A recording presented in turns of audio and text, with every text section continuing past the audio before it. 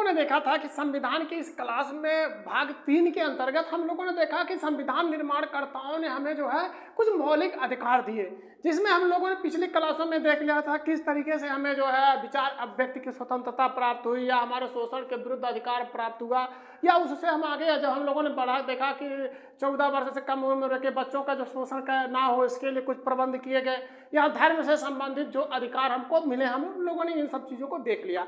लेकिन हम लोगों ने एक चीज़ देखा कि जो हमारी एक पहचान है, पहचान क्या है कि हमारी सांस्कृतिक विविधता, जैसे हम अलग अलग धर्म को मानने वाले, अलग अलग विचारधारा को मानने वाले, अलग अलग उत्सवों में भाग लेने वाले, अलग अलग बोली बोलने वाले, या हमारी जो भी व्यवस्थाएं हैं अलग अलग, लेकिन उसके बाद भी हम लोग एक साथ मिलजुल के रहते हैं, हर एक चीज़ में हम लोग शरीक होते हैं। तो जब संविधान निर्माणकर्ताओं ने देखा कि हमारे यहाँ विविधता है, सांस्कृतिक विविधता है, तो कहीं ऐसा ना हो कि आगे चल के सांस्कृतिक विविधता समाप्त हो जाए, तो उन लोगों ने कहा कि जो सांस्कृतिक विविधता है इसको बनाए रखना जरूरी है।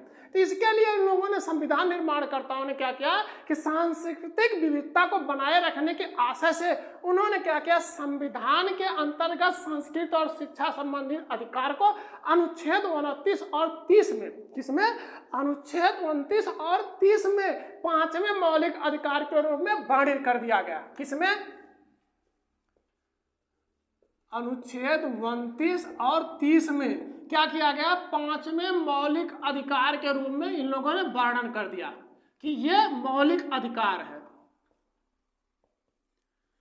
अब जब 5वें मौलिक अधिकार के रूप में वर्णन हो गया तो हम लोग इसमें देखते हैं कि ये क्या क्या वर्णित है, किस तरीके से जो हमारी सांस्कृतिक विशेषता है, सांस्कृतिक विविधता है, उसको बनाए रखने के लिए संविधान निर्माणकर्ताओं ने क्या क्या व्यवस्था की है। तो सबसे पहले हम देखते हैं अनुच्छेद 29। वैसे आज की क्लास में हम लोग अनुच्छेद 31 को भी देखने का प्रयास करेंगे, क्योंकि अनुच्छेद 31 समाप्त हो चुका है संविधान संशोधन के माध्यम से, लेकिन हम उसको देखने का प्रयास करते हैं कि उसमें क्या क्या प्रबंध किए गए थे। तो सबसे पहले हम देखते हैं अनुच्छेद 29। अनुच्छेद 29 क्या कहता है कि भारत के प्रत्येक नागरिक को, एक व्यक्ति को नहीं, किसी व्यक्ति विशेष को नहीं, कहता है कि भारत के प्रत्येक नागरिक को क्या अधिकार है कि वो अपनी विशेष भाषा, लिपि, सांस्कृतिक विविधता,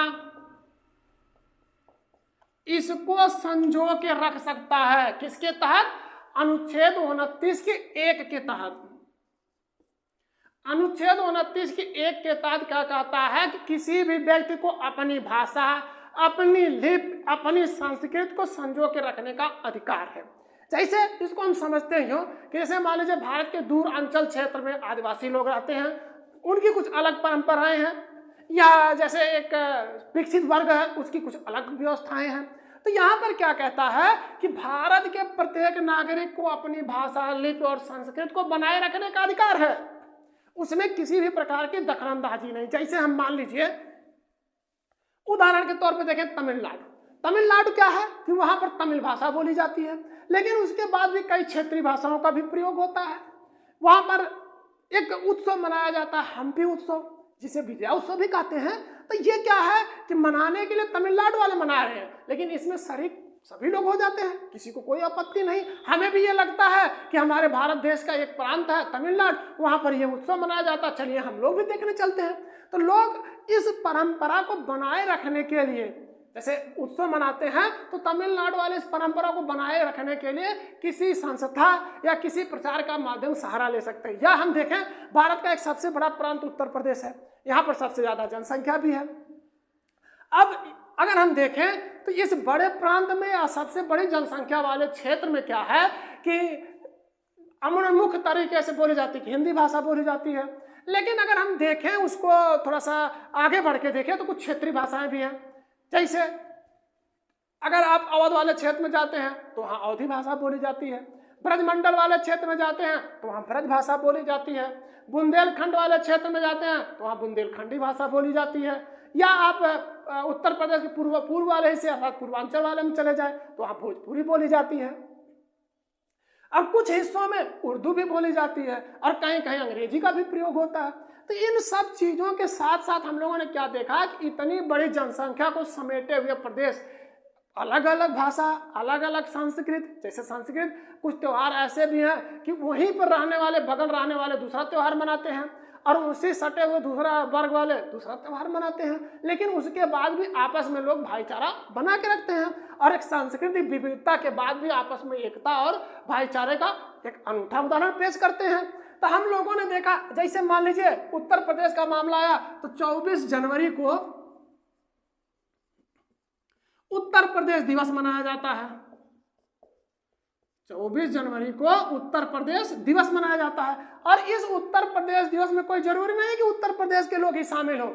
इस दिवस को, अब हमारी सांस्कृतिक विविधता है, सांस्कृतिक उद्देश्यों के से 24 जनवरी को उत्तर प्रदेश दिवस मनाया जाता है। तो अलग अलग प्रांतों को लोग इसमें शामिल होते हैं इसे देखने के लिए कि चलिए देखते हैं उत्तर प्रदेश का जो सांस्कृतिक महोत्सव मनाया जा रहा है, उत्तर प्रदेश दिवस मनाया जा रहा है, उसमें क्या क्या होता है और इसमें दूसरे प्रांत के लोग बड़े गर्व के साथ शामिल होते हैं।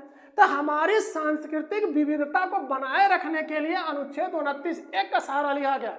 उसमें कहा गया कि अपनी विशेष भाषा, अपनी लिपि और अपनी संस्कृति को बनाए रखने का आपको अधिकार है। ये अधिकार चाहे वो अल्पसंख्यक वर्ग वाले हों या बहुसंख्यक वर्ग वाले हो, सबको बराबर का अधिकार है। चाहे अल्पसंख्यक वर्ग वाला हो, उसको ये नहीं कह सकते हैं कि आप छोटे से तबके में हैं या कम संख्या में हैं तो आप इस सांस्कृतिक व्यवस्था को नहीं बना सकते। ऐसा कुछ भी नहीं, उसमें आपको सांस्कृतिक व्यवस्था बनाने का अधिकार है, चाहे वो अल्पसंख्यक वर्ग वाला हो या बहुसंख्यक वर्ग वाला हो।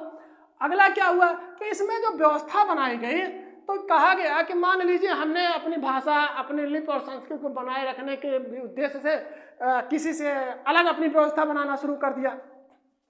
अब अलग का मतलब है कि हम मान लीजिए अलग विचारधारा को मानने वाले हैं। जैसे हमने पीछे नहीं पढ़ा था कि आपको अंतःकरण की स्वतंत्रता है, धर्म के मामले में आप अंतःकरण की स्वतंत्रता है। अब अंतःकरण में मामला क्या आ गया कि आपकी जो दिली इच्छा है आप उस धर्म को स्वीकार कर सकते हैं। तो यहाँ पर क्या हुआ कि मान लीजिए हम अपनी दूसरी भाषा के तहत एक व्यवस्था बनाए और एक शिक्षण संस्थान में प्रवेश लेना चाहे, भाई जहाँ से शिक्षा मिलता है उसी के बाद तो हमारा विकास होगा। भाई शिक्षा हम ग्रहण करेंगे तभी तो हमारा विकास होगा। तो मान लीजिए हमारी विशेष रुचि है कि ये एक प्रांत दूसरे प्रांत में हमारी जो है इच्छा है कि हम वहाँ जाके उस विद्यालय में अपना नाम लिखवाएं। तो यहाँ क्या कहता है कि अनुच्छेद 29 का 2 इसके लिए निर्माण किया संविधान निर्माणकर्ताओं ने।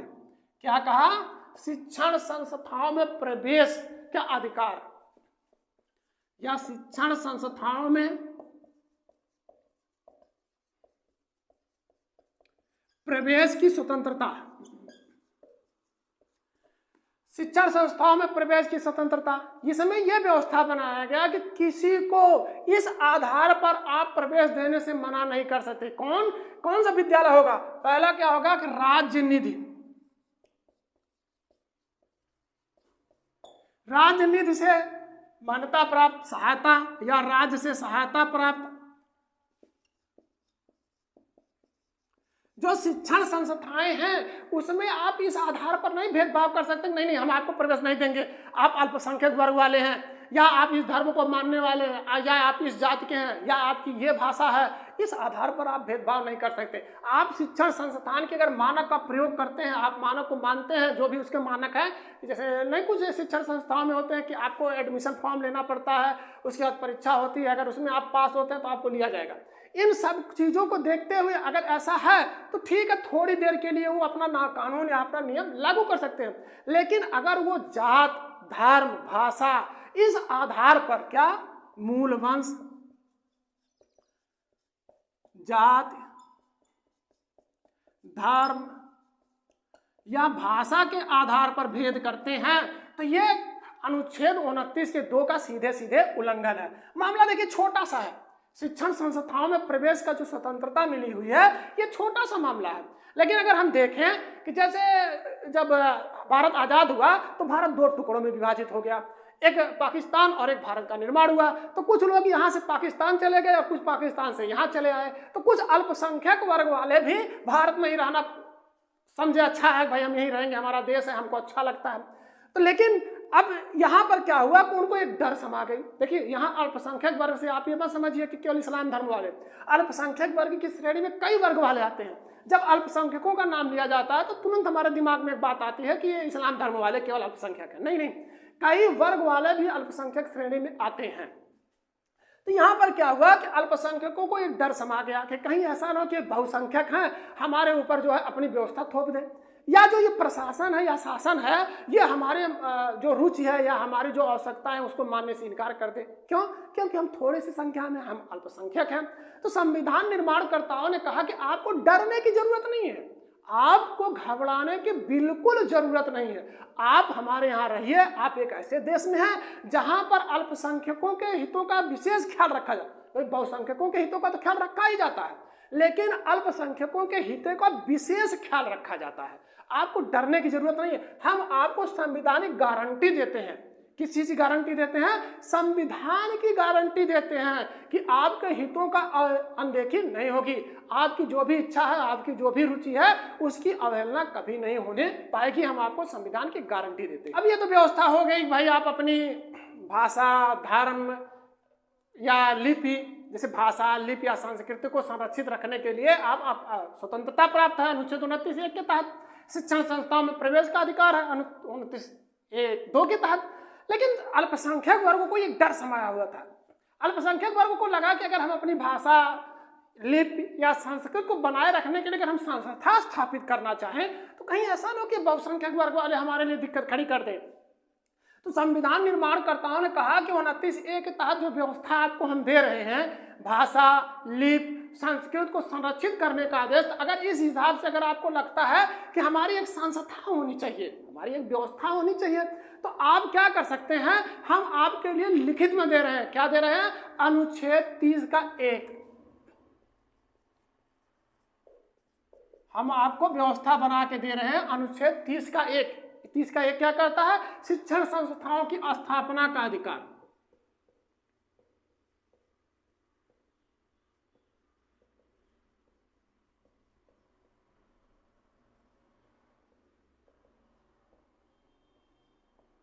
शिक्षण संस्थाओं की स्थापना का अधिकार देता है अनुच्छेद 30(1). यह क्या कहता है कि अपने धर्म, अपनी भाषा, जो इनकी धर्म और इनकी भाषा है, किसकी? अल्पसंख्यकों की। धर्म और भाषा के आधार पर अल्पसंख्यक अपनी रुचि के, किसके आधार पर? भाषा, धर्म के आधार पर। कौन? अल्पसंख्यक। भाषा और धर्म के आधार पर अल्पसंख्यक वर्ग अपनी रुचि के अनुसार शिक्षण संस्थान की स्थापना कर सकते हैं। शिक्षण संस्था की स्थापना कर सकते हैं।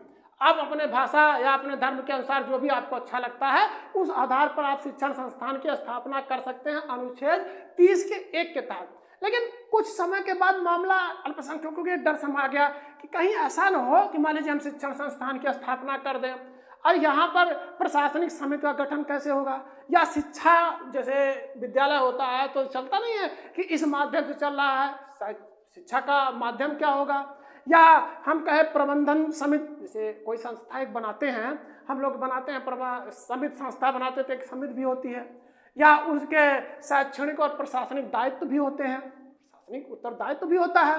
तो यहाँ पर अल्पसंख्यकों को व्यवस्था ये बनानी पड़ी, उनको एक डर समा गया कि जैसे हम संस्था बना रहे हैं, इसका प्रबंधन समिति का गठन कैसे होगा, या शिक्षा का माध्यम की घोषणा कैसे होगी, शिक्षा हम इस माध्यम से देंगे, या प्रशासनिक और शैक्षणिक उत्तरदायित्व का बंटवारा कैसे होगा।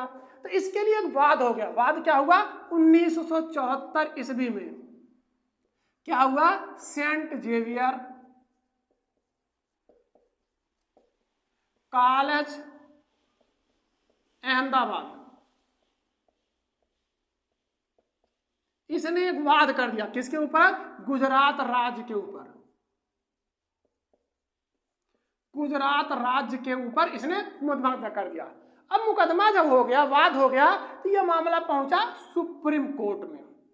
अब सुप्रीम कोर्ट ने क्या कहा कि भाई देखिए, संस्था की स्थापना कौन किया है? तो अल्पसंख्यक वर्ग वाले, अपनी भाषा, अपनी रुचि के आधार पर। और अनुच्छेद 30 का ये क्या कहता है कि अल्पसंख्यक वर्गों को यह अधिकार है कि अपनी इच्छा अनुसार, अपनी रुचि के अनुसार वो शिक्षण संस्थाओं की स्थापना कर सकते हैं। तो यहाँ पर क्या है कि भाई शिक्षण संस्थान की जो स्थापना करेगा वही तो प्रबंधन समिति का निर्माण करेगा। भाई घर जैसे आप बना रहे हैं तो उसकी व्यवस्था कौन देगा? या आप जैसे ये कोचिंग चल रही है, कोचिंग संस्थान जिसने बनाया है तो व्यवस्था कौन देगा? कोचिंग संस्थान वाला देगा।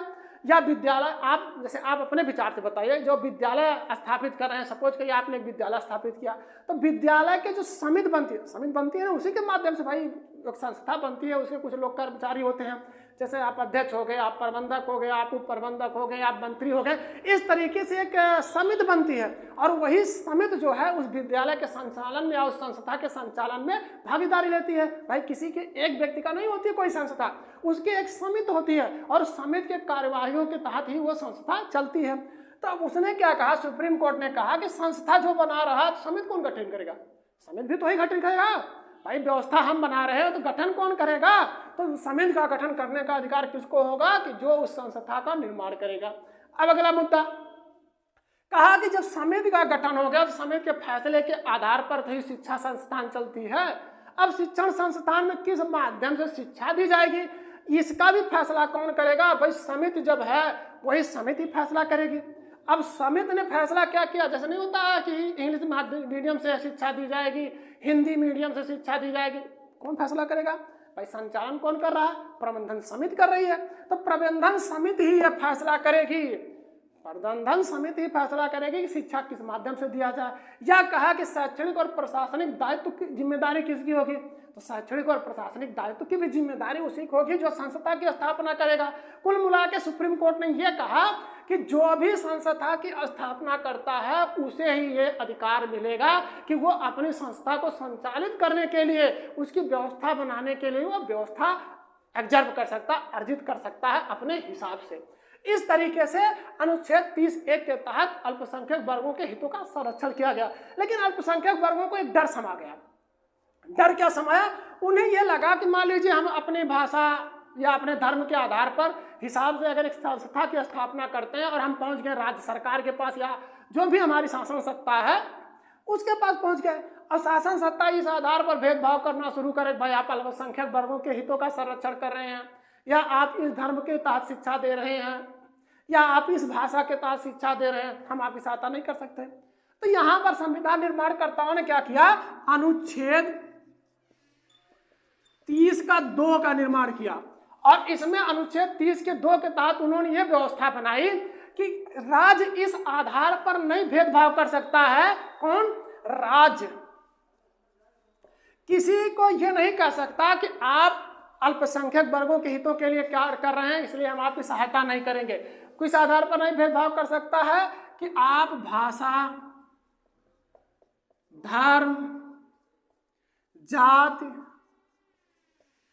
या वंश के आधार पर आपका भेदभाव नहीं कर सकता राज्य। राज्य ये नहीं कर सकता कि आप जो शिक्षण संस्थाएं का स्थापना किए हैं ये अल्पसंख्यक वर्गों के हितों का ख्याल रख रहा है, हम इसलिए आपकी सहायता नहीं करेंगे। ऐसा अगर करता है तो अनुच्छेद 30 के तहत उसे दोषी ठहराया जा सकता है। अनुच्छेद 30(2) में स्पष्ट उल्लेख किया गया है कि अगर इस आधार पर राज्य भेदभाव करता है तो उसे सुप्रीम कोर्ट में खींच के ले जाया जा सकता है। यहाँ से एक चीज पेपर में कभी कभी प्रश्न पूछता है कि ये अनुच्छेद 30 किसे अधिकार प्राप्त है? तो अनुच्छेद 30 जो है नागरिक और अनागरिक दोनों को अधिकार प्राप्त है। लेकिन अगर अनुच्छेद 29 की बात करें, देखिए वहां स्पष्ट उल्लेख करता है, क्या कहता है कि समस्त नागरिकों को, किसको?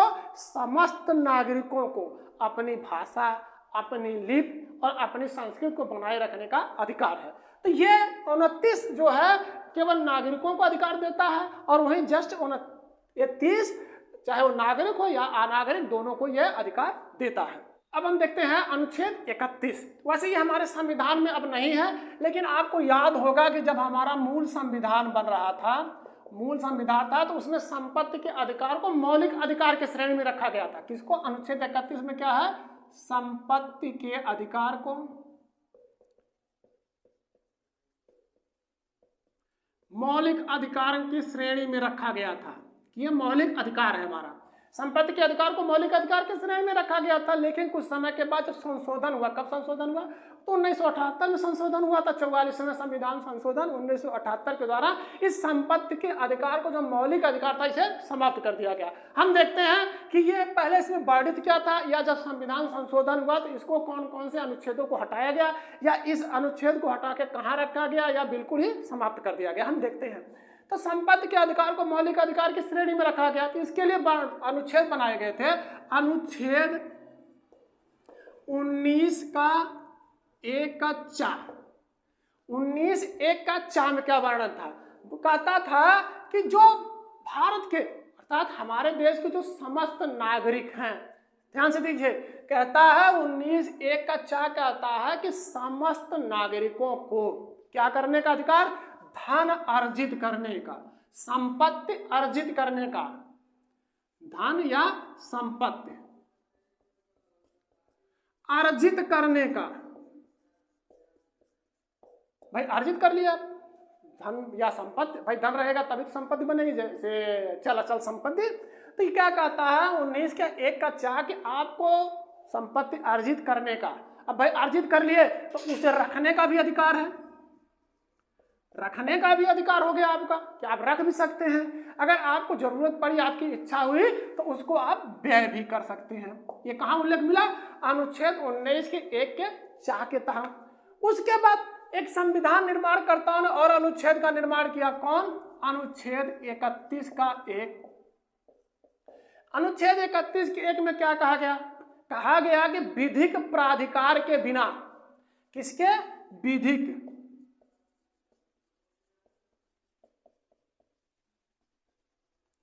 विधिक प्राधिकार के बिना राज्य किसी भी व्यक्ति को उसकी संपत्ति से वंचित नहीं कर सकता। किससे नहीं?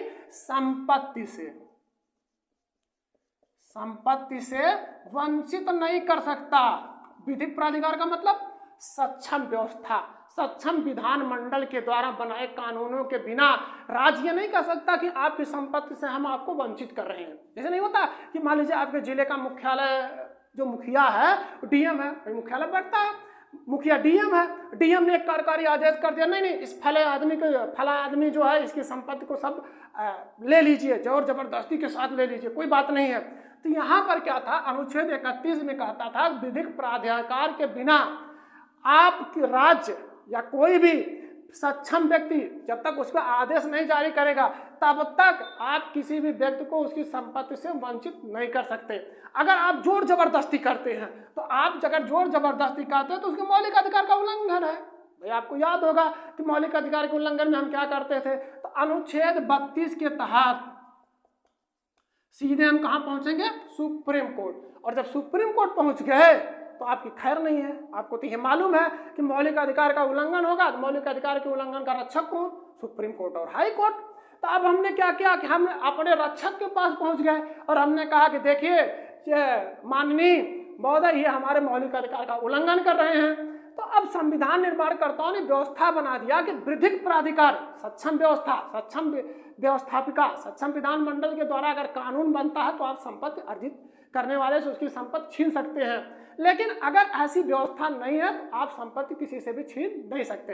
लेकिन संविधान निर्माणकर्ताओं को लगा कि अगर ऐसी ही व्यवस्था बना के रखा गया तो मान लीजिए राज्य को अभी विकास करने की आवश्यकता बने, कुछ ऐसे जैसे कल कारखाने लगाने हो या रोड बनवाने हो, तो ये अगर कोई जमीन ही नहीं देगा तो कैसे बनवाएगा? जैसे मान लीजिए कि ये रोड बनते हुए आ रहा है और इस पर 1 करोड़ रुपया खर्चा हो गया। कितना खर्चा हो गया? 1 करोड़ खर्चा हो गया। लेकिन सामने क्या है कि आपकी जमीन है, किसी की जमीन है, उसने कहा कि हम आपको जमीन नहीं देंगे। अब क्या करोगे? अब 1 करोड़ रुपया लग चुका है इधर, और इधर सामने वाला रोड रोक दिया और इधर से भी रोड बन चुका है। बीच में क्या है? एक छोटे से टुकड़े के जमीन का जो टुकड़ा था उसका मालिक जो है उसने मना कर दिया, भाई हम नहीं देंगे। तो अब आप जोर जबरदस्ती तो कर नहीं सकते। लेकिन यहाँ क्या है कि इधर भी पैसा लग चुका है, इधर भी पैसा लग चुका है। अगर आप उसके साथ जोर जबरदस्ती करते हैं, अपने बल का प्रयोग करते हैं, अपने पावर का प्रयोग करते हैं, तो सीधे पहुंचेगा सुप्रीम कोर्ट, और सुप्रीम कोर्ट पहुंचेगा तो सामने वाला परेशानी में पड़ जाएगा। तो इसके लिए संविधान निर्माणकर्ताओं ने क्या किया कि अनुच्छेद 31 का 2 निर्माण किया। निर्माण करने में इन्होंने क्या लिखा? इन्होंने कहा कि अगर लोक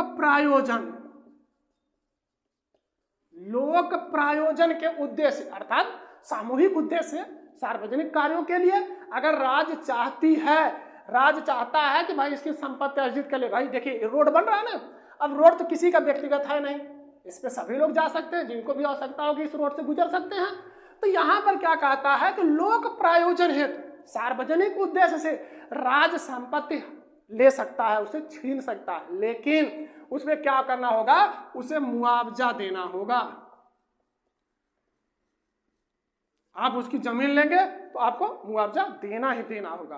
तो ये संपत्ति के अधिकार का जो मौलिक अधिकार बनाया गया, तो इसके तहत व्यवस्था बनाई गई कि अगर राज्य लेता है, आपकी जमीन छीनता है, तो आपको मुआवजा देगा। लेकिन कुछ समय के बाद 44वें संविधान संशोधन